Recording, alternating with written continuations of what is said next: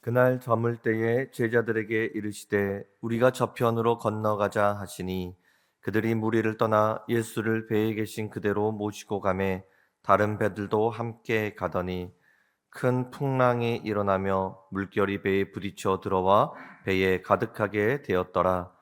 예수께서는 고물에서 베개를 베고 주무시더니 제자들이 깨우며 이르되 선생님이여 우리가 죽게 된 것을 돌보지 아니하시나이까 하니 예수께서 깨어 바람을 꾸짖으시며 바다더러 이르시되 잠잠하라 고요하라 하시니 바람이 그치고 아주 잔잔하여 지더라. 이에 제자들에게 이르시되 어찌하여 이렇게 무서워하느냐 너희가 어찌 믿음이 없느냐 하시니 그들이 심히 두려워하여 서로 말하되 그가 누구이시기에 바람과 바다도 순종하는가 하였더라. 아멘. 집사님 한 분이 몸이 좋지 않아서 병원을 찾았습니다. 의사 선생님이 여러 가지 진찰을 하고 나서 진료 카드에 그 질병 내용을 막 적기 시작합니다. 아무 말씀 없이 진지하게 계속 써내려가는 모습을 보다가 집사님 갑자기 걱정이 되는 거예요. 아, 내가 뭔 큰 병에 걸리지 않았을까? 아니나 다를까 한참을 적던 의사 선생님이 마지막에 소근암 이렇게 적습니다. 내가 암에 걸렸구나. 충격을 받아서 선생님 제가 걸린 암이 도대체 어떤 암입니까? 그러자 의사 선생님이 이야기합니다. 뭐 걱정하지 않아도 됩니다. 조금만 쉬면 금방 회복될 겁니다. 아무래도 거짓말을 하고 있다고 느껴져 가지고 괜찮습니다. 마음의 준비를 했습니다. 사실대로 말을 해주세요. 소근암은 어떤 암입니까? 앞으로 제가 얼마나 더 살 수 있습니까? 그러자 의사 선생님이 이렇게 이야기합니다. 소근암은 제 이름입니다. 건강에 대해서 하도 걱정이 많다 보니까 암이라고 하는 단어만 봐도 병에 걸린 줄 알고 겁을 먹었던 것입니다. 여러분은 요즘 어떤 걱정을 하고 있습니까? 직장 때문에 염려하는 분도 있을 것이고, 때로는 건강 때문에 기도하는 분도 있을 것입니다. 우리의 삶은 언제나 건강과 문제의 연속이라는 생각이 듭니다. 그래서 없다 시리즈 이런 유머가 있지 않습니까? 10대에 철이 없고 20대는 답이 없고 30대는 집이 없고 40대는 돈이 없고 50대는 일이 없고 60대는 낙이 없고 70대는 이가 없고 80대는 처가 없고 90대는 시간이 없고 100살이 되면 다 떠나버린다는 겁니다. 다 없다는 거예요. 늘 부족하고 염려하고 근심하고 살아가는 것, 이것이 우리의 삶이 아닌가 싶습니다. 오늘 본문은 예수님과 제자들이 배를 타고 갈릴리 호수를 지나고 있는데 이때 거센 광풍을 만나서 고생하는 제자들의 이야기를 담고 있습니다. 바다 한복판에서 풍랑을 만나 고생하는 제자들의 모습이 꼭 우리의 삶과 비슷하다, 이런 느낌이 들었습니다. 우리가 사는 세상은 바다와 닮은 점이 많이 있습니다. 화창한 날이 있는가 하면 바람이 거세게 일면 거센 파도로 돌변하여서 우리의 삶을 때리고 흔들어 버리는 바다와도 같은 세상입니다. 인생의 바다에 거센 광풍이 불어올 때 우리는 어떻게 승리하고 우리의 인생을 지켜낼 수 있을까요? 그래서 오늘 하나님 말씀 제목이 우리 인생의 바다에서 광풍을 만날 때입니다. 인생의 바다에서 광풍을 만날 때. 예수님이 제자들과 함께 배를 타고 갈릴리 바다를 건너가십니다. 일상적으로 건너다니는 바다였는데 그날따라 예상치 못한 큰 어려움을 만납니다. 본문 37절을 보면 큰 광풍이 일어나며 이렇게 되어 있습니다. 갈릴리 바다는 사실 호수입니다. 그러나 바다처럼 종종 풍랑이 일어나곤 합니다. 갈릴리 호수는 해수면보다 200m 낮게 설정되어 있기 때문에 호수 전체가 움푹히 이렇게 패인 모양으로 만들어져 있습니다. 북쪽에 있는 헐몬산에서 강한 바람이 불어오면 움푹 패인 갈릴리 호수로 바람이 전부 다 모이게 됩니다. 그 안에 바람이 휘몰아치면서 풍랑이 일어납니다. 예수님 제자들 중에는 어부 출신이 많이 있었기 때문에 이런 상황에 매우 익숙했습니다. 웬만한 풍랑은 다 이겨낼 수 있습니다. 그런데 이날 만난 풍랑은 예사롭지가 않았습니다. 37절을 보니까 큰 광풍이라고 기록을 합니다. 큰 광풍. 거대하게 크다라고 하는 뜻을 가진 헬라어는 메가라고 하는 단어입니다. 여기에서 메가톤이라고 하는 단어가 나왔습니다. 엄청나게 크다. 이걸 메가톤급 이렇게 이야기하지 않습니까? 제가 즐겨 먹는 아이스크림 중에 메가톤바가 있습니다. 이름은 메가톤바, 엄청나게 큰 아이스크림인데 막상 보면 요만큼밖에 안 됩니다. 막대 작은 아이스크림인데 이름은 메가톤바입니다. 메가톤바. 어부 출신 제자들조차 감당할 수 없는 큰 광풍을 만납니다. 그동안의 지혜, 지식, 경험 다 소용없습니다. 나의 힘과 능력으로는 해결이 불가능한 광풍을 만났습니다. 우리 삶도 마찬가지입니다. 내가 어찌할 수 없는 나의 능력으로 이겨내기 힘든 광풍과도 같은 문제를 만날 때가 있습니다. 하나님 신앙생활을 열심히 하고 있는데 왜 어려움을 당합니까? 교회 사랑했는데 왜 문제가 생겼습니까? 하나님은 날 사랑한다 말씀하시는데 왜 내 인생에는 많은 아픔들이 있는 것입니까? 우리 삶에 휘몰아치는 광풍, 그것을 견디는 것 자체가 고통입니다. 끝나지 않을 것 같은 불안감이 우리의 마음을 짓눌러 버립니다. 내가 해결할 수 없는 인생의 광풍이 불어올 때 우리는 어떻게 해야 합니까? 첫 번째, 예수님을 왕으로 모셔드리자입니다. 같이 선포합시다. 예수님을 왕으로 모셔드리자. 한 번 더, 예수님을 왕으로 모셔드리자. 본문 35절을 보면 그날 저물 때에 제자들에게 이르시되 우리가 저편으로 건너가자 하시니, 예수님이 저쪽으로 건너가자 말씀을 하십니다. 예수님이 항해를 지시하셨습니다. 예수님 말씀하셨기에 날이 저물었지만 배를 타고 바다를 건너갑니다. 바다에 익숙한 제자들의 입장에서 봤을 때 어두컴컴한 바다를 항해하는 일은 매우 위험하다는 것을 잘 알고 있었습니다. 급한 일이 아니라면 하루 저녁 묵고 이른 새벽 태양이 뜨고 밝아졌을 때 배를 타고 가는 것이 더욱 안전합니다. 그러나 예수님이 저편으로 건너가자 말씀하시니 말씀에 순종해서 배를 띄웠습니다. 여기에서 발견하게 되는 신앙생활에 아주 중요한 영적인 포인트가 있습니다. 우리 인생의 항해를 결정하는 분은 예수님이라는 사실입니다. 예수님을 몰랐을 때는 내가 내 인생의 주인입니다. 내가 가고 싶을 때 가고 내가 선택하고 싶은 것을 선택합니다.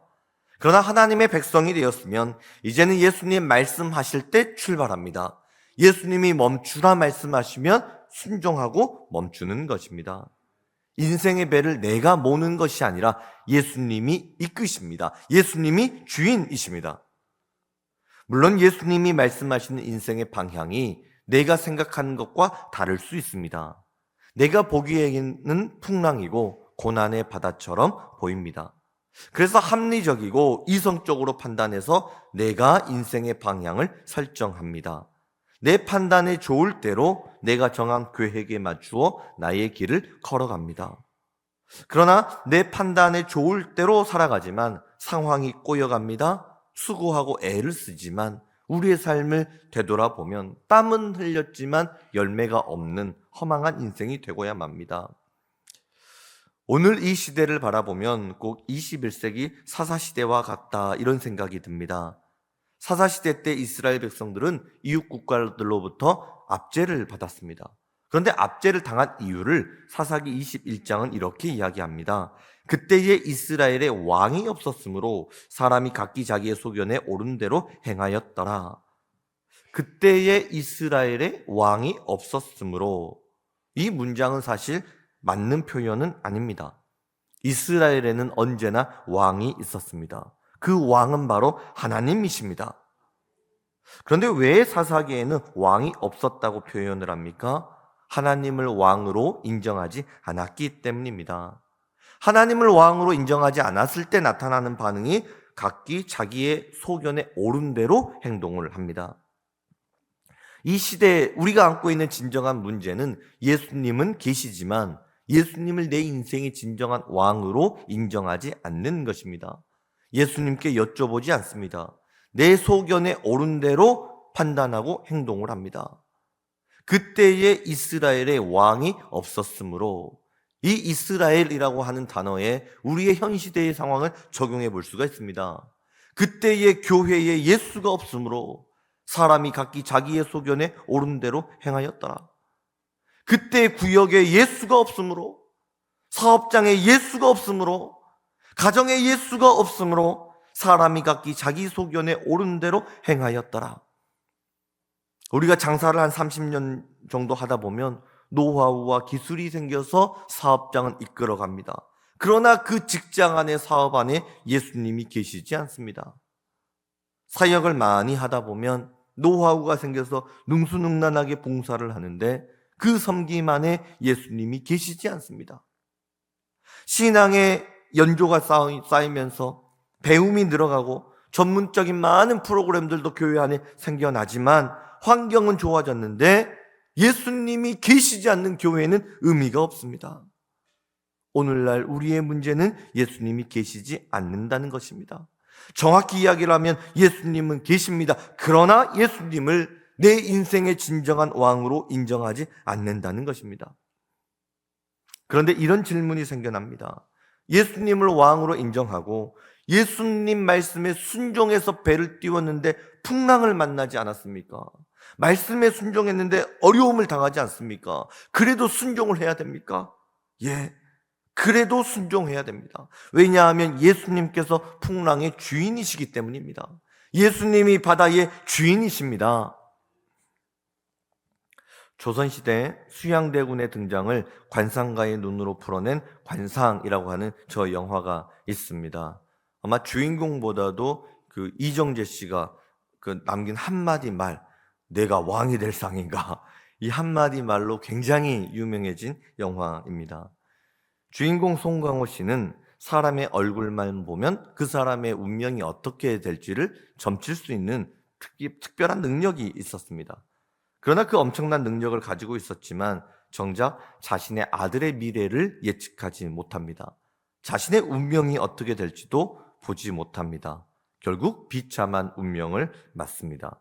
그리고 영화 마지막에 이렇게 고백합니다. 나는 사람의 얼굴을 봤을 뿐 시대의 모습을 보지 못했어. 시시각각 변하는 파도만 본 셈이지 바람을 봐야 하는데 파도를 만드는 건 바람인데 말이요.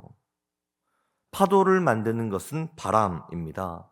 파도가 문제가 아니라 바람이 근원적인 문제입니다. 바람을 해결해야 됩니다.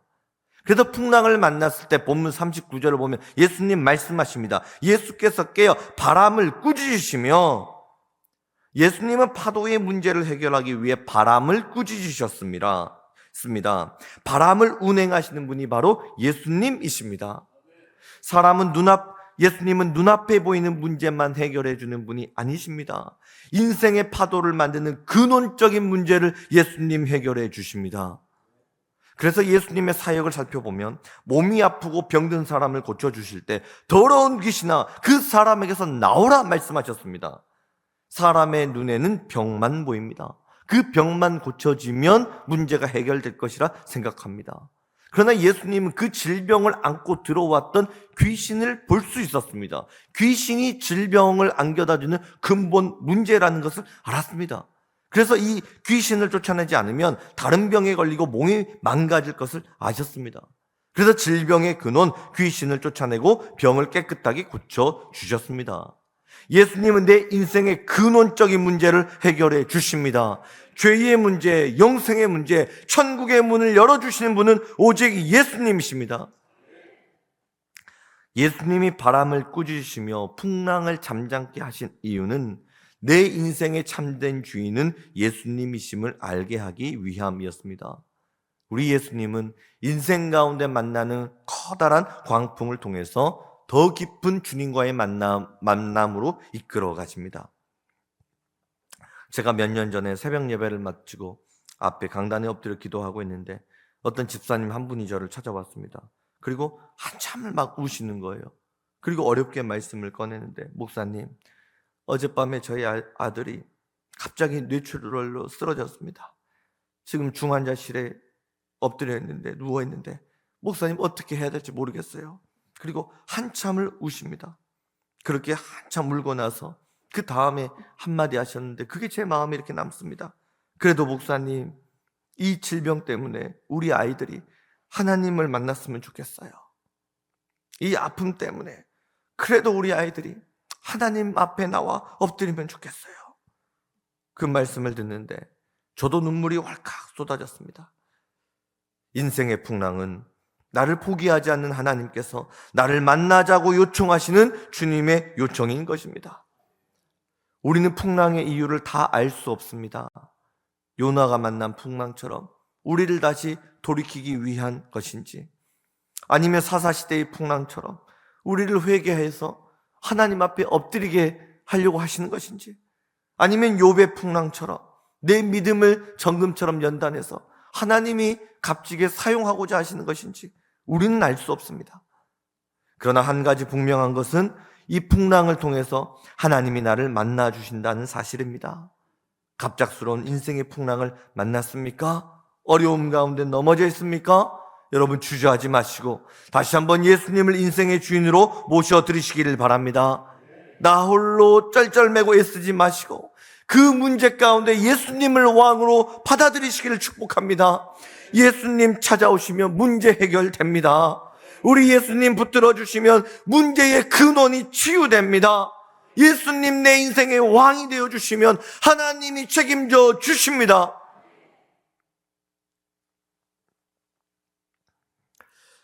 이제 인생의 광풍이 불어올 때 우리가 해야 할 두 번째는 내 안에 계신 예수님 깨우기입니다. 같이 선포합시다. 내 안에 계신 예수님 깨우기.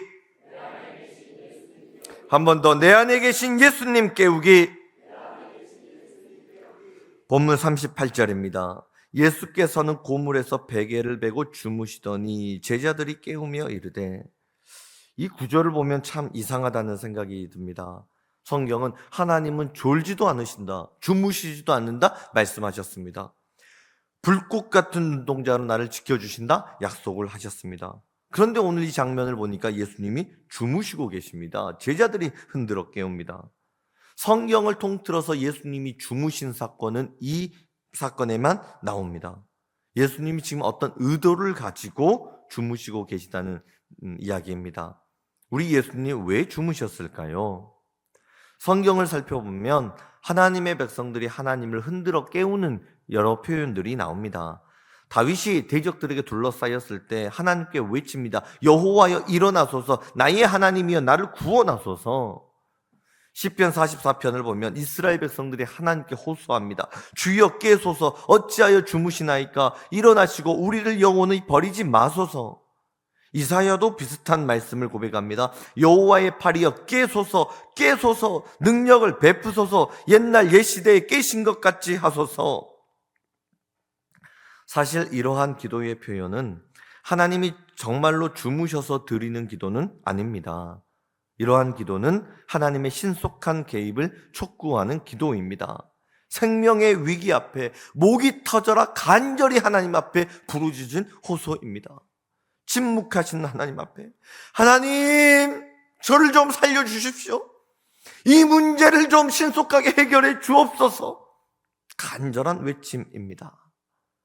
이러한 의미에서 내 안에 계신 예수님을 깨운다는 것은 기도의 영성을 깨운다는 것입니다. 기도의 영성이 잠들어 버린 나, 예수님 없이 살려고 발버둥 치는 나, 내 힘 의지하고 살아왔던 나, 기도하지 않고 살아왔던 나의 인생, 나의 잠들어 버린 기도의 영성을 깨우는 것입니다. 하나님은 다니엘 세일의 기도회를 통해서 우리의 기도의 영성을 깨워 주셨습니다. 3주 동안 수많은 강사들을 말씀을 듣는데 이 다양한 내용 중에 공통점이 있었습니다. 그들은 전부 다 하나같이 내 힘으로는 해결해낼 수 없는 문제를 만났습니다. 그런데 그 문제를 만났을 때 하나님 앞에 엎드려 기도합니다. 하나님 도와주옵소서. 기도했을 때 하나님이 길을 열어주십니다. 기도를 했더니 위기가 기회가 됩니다. 상처가 복음의 기회가 되었습니다. 기도하면 살아납니다. 기도가 회복되면 길이 열립니다. 기도의 불이 타오르면 승리합니다. 우리 하나님이 이 부흥의 기간 동안에 첫날부터 기도의 불을 우리에게 주셨습니다. 이 기도의 열기가 얼마나 뜨거웠던지 10시가 넘고 10시 10분이 넘어도 성도들이 자리를 뜨지 않습니다. 21일 이 엄청난 기도의 열기를 하나님께 올려드렸습니다. 그래서 첫날부터 마지막까지 참여하는 성도님들의 수가 거의 떨어지지 않았습니다. 매일 21일 동안 부르짖어 기도를 하면서 저도 너무너무 놀랐습니다. 그래서 100명이 넘는 성도들이 매일같이 부르짖어 기도하며 우리 자녀들에게 기도로 승리하는 이 영적인 모델을 여러분 보여주지 않았습니까? 이게 얼마나 멋지고 근사한 일입니까? 21일 우리가 이 자리에 모여서 성전을 가득 채우고 기도하면서 와, 우리 하나님이 심어주신 기도의 불씨, 이제는 이 금요 기도회를 통해 기도의 불을 활활 불타오르게 나가겠습니다. 기도하고 우리가 다니엘 기도 끝나기 전부터 서로 손잡고 인사했잖아요. 당신이 기도의 불입니다. 내가 나오면 기도의 불이 살아납니다. 막 도전을 했단 말입니다. 그래, 우리 성도들 살아났다. 기도의 불, 우리 금요 기도에 성령의 불 떨어진다. 이제 살아난다. 다니엘 기도회 끝나고 21일 금요일 새벽에 딱 일어났는데 아침부터 얼마나 막 가슴이 설레인지 모릅니다. 열심히 하루 종일 말씀 준비하고 성전 문을 열고 딱 들어갔는데 저녁 8시에 본당이 텅텅 비어 있어요. 사람이 없어요. 비어버린 교회를 보는데 숨이 꽉 멎는 것 같은 느낌이 들었습니다. 와, 하루 만에 기도의 불이 이렇게 꺼져버리나? 하루도 되지 않아서 24시간도 지나지 않아서 이 본당이 비어버린 장면을 보는데 이게 저한테 너무나 크게 충격으로 와가지고 하나님, 제가 오늘 설교를 할 수 있을까요? 제가 오늘 기도회를 인도할 수 있을까요? 앞에 와가지고 앉아있고 최신홍 목사님 찬양하는데 이게 마음이 너무너무 힘듭니다. 설교자가 흔들리는 모습 보면 이거 기도회가 흔들려 버릴 텐데, 예배가 망가져 버릴 텐데, 하나님 마음을 지켜주세요. 지켜주세요. 20분 내내 기도하고 흔들리지 않겠습니다. 그리고 하나님 말씀 주셨으니까 하루 종일 준비한 말씀 담대히 전하고 얼굴을 더 환하게 밝게 웃으면서 담대하게 말씀을 전했지만 사실 마음으로는 울고 있었습니다. 탄식하며 말씀을 전했던 겁니다. 기도에 마치고 6층에 올라가갔는데 그냥 온몸에 힘이 다 빠져버립니다. 바다의 풍랑이 막 일어난 것처럼 제 마음 안에 여러 가지 복잡한 감정들이 막 올라오는데 이게 진정이 안 됩니다. 이러다 큰일 나겠다 싶어가지고 불을 끄고 성경책 붙잡고 하나님 앞에 다시 무릎을 꿇었습니다. 그리고 하나님, 주님 외치는데 갑자기 눈물이 팍 터져버리는 겁니다. 그리고 나서 막 기도가 나오는데, 하나님, 매일 밤 부르짖어 기도했는데 하루도 지나지 않아서 기도의 불이 꺼져버리면 이거 어쩌다는 겁니까?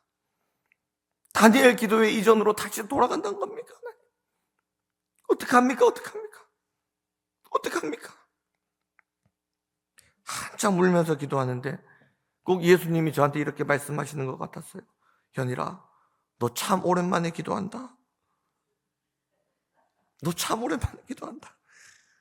아니 하나님, 제가 21일 동안 기도에 인도를 했습니다. 목이 다 쉬어가지고 말이 나오지 않도록 그렇게 부르짖어 기도했는데 오랜만에 기도를 한다니요. 그런데도 우리 예수님, 이 목사, 너 참 오랜만에 기도한다. 너 참 오랜만에 기도한다. 근데 그 주님 말씀에 순종해서 제 기도를 돌아보니까 정말로 오랜만이었습니다. 설교 준비한다고, 기도에 인도한다고 그 바쁘다는 핑계 속에 내가 홀로 하나님 앞에 무릎으로 기도했던 시간이 부족했던 것입니다. 이것저것 바쁘다며 주님 앞에서 눈물의 기도, 회개의 기도를 제가 잃어버렸던 것입니다. 하나님, 잘못했습니다. 제가 기도하지 않았습니다. 이 핑계 저 핑계 대느라 하나님 앞에 홀로 독대하고 무릎으로 나가지 못했습니다. 눈물을 잃어버렸습니다. 내 힘 의지하려고 했습니다. 하나님, 잘못했습니다. 잘못했습니다. 새벽이 밝아오도록 밤새 회개하며 하나님 앞에 기도를 드렸습니다. 그런데 하나님, 그럼 어떻게 할까요? 어떻게 다시 기도의 영성 회복할 수 있을까요? 좀 도와주세요. 알려주세요. 기도를 하는데요, 정말로 기도하면 하나님이 응답해 주십니다. 정말로 기도를 하면은요, 제 머리에 없었던 아이디어인데 하나님이 아이디어를 막 주시는 겁니다. 기도 통장 아이디어를 주셨어요. 기도 통장. 우리가 통장에다가 적금을 부으면 적금이 차곡차곡 쌓이는 이 돈이 모여지는 그 재미가 있지 않습니까? 행복이 있지 않습니까? 마찬가지로 우리가 하나님 앞에 기도를 하면요, 버려지는 기도가 없습니다. 하나님 나라 통장에 쌓이는 줄로 믿습니다. 하나님께 드리는 기도는요, 천국에 차곡차곡 쌓여지는 겁니다.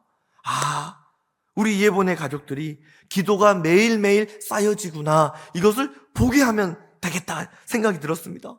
기도가 쌓이는 만큼 우리의 축복, 우리에게 복을 주기를 원하는 하나님의 축복이 이렇게 쌓여가는 것이구나, 이것을 직접 눈으로 보며 사모하게 만들라는 겁니다. 이것이 기도 통장입니다. 그래서 우리가 1분을 기도하잖아요. 그러면 여러분 10,000원이 예금이 됩니다. 돈을 준다는 것이 아니라 돈을 다 어떻게 주겠어요. 우리가 1분을 기도하면 이게 그만큼의 축복이 천국에 쌓인다, 이거를 좀 우리가 피부로 체감적으로 한번 느껴보자는 겁니다. 그래서 매일 기도를 하시고요, 기도 통장에다가 기도 시간을 한번 적어봅니다. 그리고 예배를 참여해서 드리셨다 그러면 이 예배 시간은 기도 시간으로 전부 다 하나님이 인정을 해 주십니다. 그래서 다음 주에 교회에 오면 이 기도 통장을 전부 다 나눠 드릴 겁니다. 어린이부터 작년에 이르기까지. 다음 주 12월 1일이 대림절 시작 아닙니까? 다음 주 1일부터 내년 1월 31일까지 62일인데 총 60일 동안 기도 통장, 우리 영성 운동을 진행하려고 합니다. 2024년 한 해를 기도로 마무리하고 25년을 기도하며 새해의 문을 열어가는 것입니다. 그래서 이 기간 동안 한 주 동안 여러분 기도하시고 매주 토요일 정오 12시까지 교회로 기도 얼마 했다 알려주시면은 그 기도의 시간을 모아가지고 예봉교회 1만 기도 시간을 채우려고 합니다. 다음 주에 오면은 3층 입구에 기도 온도계가 저렇게 딱 만들어져 있을 거예요. 1만 시간 같이 기도하잖아요. 한 60억 정도 됩니다. 60억. 우리가 이 60억에 좀 여러분 너무 세속적이라 죄송합니다. 그런데 축복이 확 와닿잖아요. 60억 하면 얼마나 큰 돈이 와닿잖아요. 60억을 넘어서는 하나님의 축복이 쌓여진다 하는 겁니다. 쌓이는 기도만큼 하나님의 은혜는 넘칩니다. 쌓이는 기도, 넘치는 축복입니다. 같이 선포합시다. 쌓이는 기도, 넘치는 축복. 한 번 더, 쌓이는 기도, 넘치는 축복. 맞습니다. 여러분, 인생의 광풍을 만났습니까? 그렇다면 다시 한번 기도의 영성을 회복해야 할 때입니다. 앞이 캄캄하고 여러분 애를 썼지만 마음이 불안하고 가진 것이 없어서 털썩 주저앉았습니까? 간절한 기도, 눈물의 기도, 절박한 기도를 회복해야 할 때입니다. 정말로 내 힘으로는 안 됩니다. 나의 능력으로는 안 됩니다. 오직 기도만이 하늘의 보좌를 움직입니다. 기도만이 하나님의 손을 움직이는 능력입니다. 제자들이 예수님을 흔들어 깨웁니다. 예수님 도와주세요. 예수님 도와주세요. 그때 우리 주님 깨어서 역사하십니다. 잠잠하라, 고요하라 하시니 바람이 그치고 아주 잔잔하여 지더라. 예수님께 기도했더니 바람이 떠나갑니다. 거센 광풍이 잠잠해집니다. 인생의 풍랑이 불어닥쳤습니까? 다시 한번 기도의 끈을 붙드시고 매달리시기를 축복합니다. 다시 한번 기도를 시작하시기를 축복합니다. 기도를 해야 삽니다. 기도를 해야 일어날 수 있습니다. 기도를 하면 하나님이 책임져 주십니다. 이제 마지막으로 인생의 광풍이 불어올 때 우리가 해야 할 세 번째는 예수님을 신뢰하라입니다. 같이 선포합시다. 예수님을 신뢰하라. 한 번 더, 예수님을 신뢰하라. 본문 40절입니다. 이에 제자들에게 이르시되 어찌하여 이렇게 무서워하느냐? 너희가 어찌 믿음이 없느냐 하시니, 이제까지 광풍 때문에 고생한 제자들에게 수고했다, 애썼다, 위로를 해 주실 수도 있지만 우리 주님은 너희에게 어찌 믿음이 없느냐 책망하십니다. 무슨 의미입니까? 예수님은 풍랑을 통해서 제자들의 믿음을 보기를 원하셨습니다. 예수님은 직접 우리의 믿음을 보기를 원하십니다. 제자들이 갈릴리 바다에서 풍랑을 만난 것 우연이 아니었습니다. 이 인생의 풍랑을 만나는 것 역시 예수님의 계획 안에 담겨진 일이었습니다. 이것을 알려주는 단서가 본문 35절 그날 저물 때에입니다. 제자들이 광풍을 만난 사건의 시작점은 그날 저물 때에 시작되었습니다. 이 저물 때가 언제냐면 이 사건이 있었던 오전에는 예수님은 겨자씨 비유를 통해서 하나님의 나라를 가르치셨습니다. 겨자씨는 눈에 보이지 않을 정도로 작습니다. 그러나 그 작은 씨앗이 심겨지면, 자라나고 나면 숲에 있는 어떤 나무보다도 큰 나무로 자라나게 됩니다. 많은 동물들이 와서 쉴 수 있는, 그늘을 만들어줄 수 있는 나무가 될 수 있다는 것이죠. 마찬가지로 우리에게 하나님을 믿는, 눈에 보이지도 않을 그 작은 겨자씨만한 믿음이 있어도 산이 들려지는 능력이 나타난다는 겁니다. 그 메가톤급의 광풍이 찾아온다 하더라도 믿음만 있으면, 예수님을 붙잡을 수만 있다면 풍랑을 이겨낼 수 있는 성령의 사람이 될 수 있다는 겁니다. 이것이 믿음이었어요. 그래서 예수님은 이 믿음을 오전에 가르치시고 밤이 되니까 믿음을 삶 속에서 실천할 수 있도록 예수님이 제자들을 데리고 배를 타고 직접 광풍성으로 들어가셨습니다. 왜냐하면 하나님의 나라는 말에 있지 않고 오직 능력에 있기 때문입니다. 예배를 드리며 은혜를 받는 일 중요합니다. 이제는 은혜를 들었다면 들은 말씀 가지고 일주일 동안 승리하고 실천하며 삶 속에서 말씀을 실천하는 일이 매우 중요하다는 겁니다. 하나님의 나라는 말이 아니라 오직 능력에 있습니다. 살아가면서 내 힘으로 해결 불가능한 문제를 만났을 때 바로 그 자리에서 예수님이 왕이십니다, 이것을 믿음으로 고백할 수 있느냐의 문제입니다. 다니엘 기도회에서 들었던 모든 강사들, 내 힘으로 해결할 수 없는 인생의 광풍을 만나지 않았습니까? 그런데 이때 강사들이 했던 내용들이 무엇입니까? 사람 찾아가서 부탁하지 않았습니다. 권력 있는 사람에게 잘 보여서 문제 해결하지 않았습니다. 재정이 막 막혀버렸을 때 로또를 사가거나 어떤 강원 카지노 가가지고 한탕을 노리고 이런 식으로 문제를 해결하지 않았다는 겁니다. 앞이 보이지 않았어요. 막막했습니다. 그러나 그때마다 하나님이 나의 왕이십니다, 예수님 도와주옵소서, 성령 하나님 나를 인도하여 주옵소서 간절히 외칩니다. 결국 인생에 불어닥치는 광풍의 문제는 믿음의 싸움입니다. 파도와 바람을 주관하신 분은 하나님이시다. 나는 예수님을 붙잡고 살아가겠다. 하나님이 나와 함께 하신다. 문제를 만났을 때 하나님을 신뢰하시길 바랍니다. 주님을 붙드시기를 바랍니다. 인생의 광풍은 믿음의 싸움입니다. 기도의 싸움입니다. 예배의 싸움입니다. 문제를 만났을 때 힘들지 않는 사람이 누가 있겠습니까? 눈물 나지 않는 사람이 누가 있겠습니까? 그러나 인생의 풍랑 속에 우리 하나님 함께해 주십니다. 그리고 이 시간에 말씀으로 약속해 주십니다. 내가 물 가운데로 지날 때에 내가 너와 함께 할 것이라. 강을 건널 때에 물이 너를 침몰하지 못할 것이요, 내가 불 가운데로 지날 때에 타지도 아니할 것이요, 불꽃이 너를 사르지도 못하리니. 할렐루야. 계속되는 파도로 인해 마음이 상하고 지친다면 지금 들려주신 하나님의 말씀을 신뢰하시길 바랍니다. 우리 하나님 지켜주십니다. 하나님 책임져 주십니다. 오직 의인은 하나님을 믿는 믿음 붙잡고 살아가는 것입니다. 우리 다니엘 기도의 마지막은 우리 예본교회 간증의 밤으로 마무리를 지었습니다. 그 중에 최유미 집사님 간증이 제 마음에 깊이 남아 있습니다. 집사님의 아들 현우는 하나님만이 고칠 수 있는 질병을 안고 태어났습니다. 몸에 있는 근육이 점점 퇴화되어서 몸이 저절로 약해지는 중증 희귀질환입니다. 이 병이 심해지면 심해질수록 걷는 것조차 불가능해지고 더 암담한 상황이 닥칠 수도 있습니다. 너무나 안타깝지만 현재까지 치료제가 없습니다. 절망적인 상황 속에서 눈물이 마르지 않습니다. 힘든 상황 속에 때로는 하나님을 원망하기도 합니다. 막막한 현실 속에서 할 수 있는 것은 기도밖에 없습니다. 하나님 도와주세요. 하나님 도와주세요. 그런데도 다행히 현우가 건강하게 자라나서 두 발로 초등학교를 입학합니다. 두 발로 걸어서 당당하게 초등학교 입학하는 그 아들의 모습을 보는데 너무너무 아들의 모습이 자랑스러운 겁니다. 그 자랑스러움을 느끼지만 또 마음 한편으로는 이렇게 아름답고 자랑스러운 우리 아들, 앞으로 이 모습을 볼 수 없으면 어떻게 하지? 또다시 격정이 찾아오면 하나님 붙잡고 기도합니다. 주님 도와주세요. 지켜주세요. 살려주세요. 하루는 현우와 함께 길을 다 걸어가고 있는데 현우 앞에서 갑자기 가로등 불빛이 환하게 켜져졌습니다.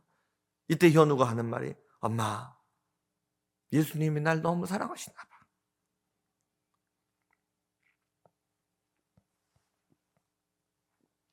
예수님 날 엄청 사랑하시나 봐.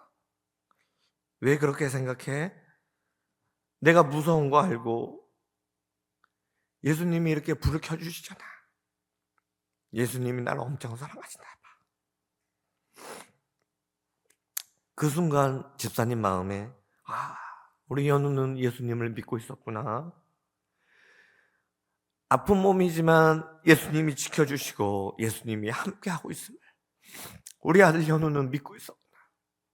예수님이 함께한다는 것을 볼 수 있는 믿음의 눈이 있었구나. 그 아들의 말을 들으면서 다시 다짐을 했습니다. 그래, 예수님 나와 함께하시지. 아들을 바라보며 눈물 흘렸던 그 시간 속에서도 우리 예수님 나와 함께하시지. 나와 함께 우셨고 나와 함께 아파하시고 내 곁에 계신 예수님. 그 간증을 듣는데 꼭 우리 주님의 음성으로 들렸습니다. 내가 너와 함께한다. 내가 너를 사랑한다. 내가 너를 지킨다. 내가 너를 인도해준다. 그러니 염려하지 말아라. 두려워하지 말아라. 세상 끝날까지 내가 너를 붙들리라. 사랑하는 예본의 가족 여러분, 우리는 우리에게 주어진 고난의 이유를 다 알 수 없습니다. 앞이 보이지 않으면 막막하고 답답합니다. 그러나 이 고난의 근본 문제 해결해 주시는 분은 하나님이십니다. 하나님 안에 모든 해결책이 들어있습니다. 내가 당하고 있는 어려움, 하나님 결코 낭비하는 분이 아닙니다. 하나님의 때가 되면 모든 것이 합력하여 선을 이루어 주십니다. 그러니 인생의 풍랑을 만났다면 다시 한번 예수님을 내 인생의 주인으로 모셔드리기를 축복합니다. 문제를 만났다면 문제 중심의 예수님을 모셔드리시기를 바랍니다. 주님을 모셔드리면, 예수님께 맡기면 기적이 이루어집니다. 여러분, 기도해야 삽니다. 기도하지 않으면 죽습니다. 기도 외에는 다른 대안이 없습니다.